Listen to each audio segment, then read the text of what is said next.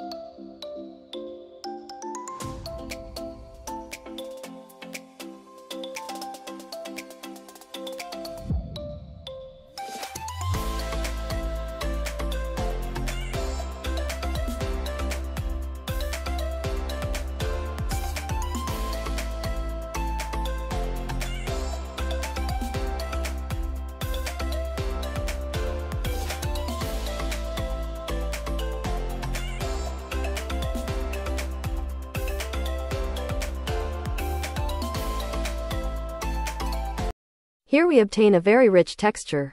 Protected from heat and humidity, and made in good hygienic and disinfection conditions, your recipe can be kept for up to 6 months. I recommend that you use a small spatula to collect the product and limit bacteria. In case of extreme heat, I recommend that you place your product in a cool place. If you have any questions, don't hesitate. I am also available on Instagram, Facebook and TikTok. If you would like to see more videos like this, feel free to take a look at my other videos. I'll see you again soon for another video. Have a good evening everyone, bye.